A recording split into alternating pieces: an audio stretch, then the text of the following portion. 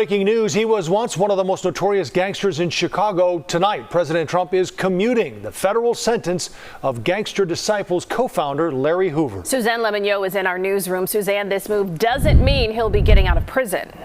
Erica, Joe, legal experts see this as a potential hollow victory. Now, while Hoover may be released from federal prison, he still has a 200-year state sentence for which a parole board has already denied early release. In 1993, Hoover spoke to former CBS News Chicago reporter John Davis, and at that time, Hoover was 42 years old and had already served 20 years in prison. I've done my time. I paid my debt to society. That was Larry Hoover, more than 3 decades ago. At that time, the leader of the Gangster Disciples and convicted murderer told our John Davis he had a lot of time to think about ways to stop the gang violence on the streets of Chicago. One teenager don't like the other teenager because the way he wears his hat, because his ideology is different from his. A disciple don't like a vice lord. We all black people. It's no different. At that time, Hoover, also known as King Larry, admitted being part of a fragile gang truce in the city and organizing a protest over plans to close health care clinics in African American neighborhoods. Ron Safer, the lead prosecutor in Hoover's federal trial, reacts to news Hoover's life sentence has been commuted by President Trump.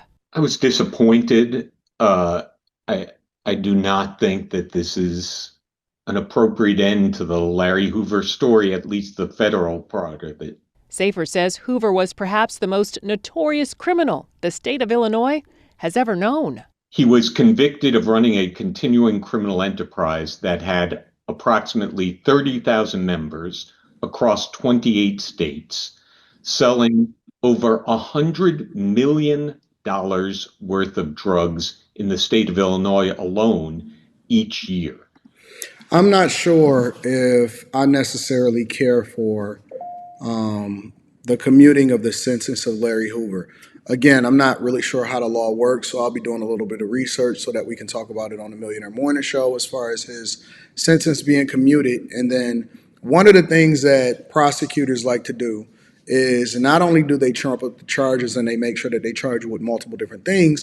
That way, if you ever get off on one thing versus all of the rest of the things that you might have been convicted for, you'll still have to serve a time in prison.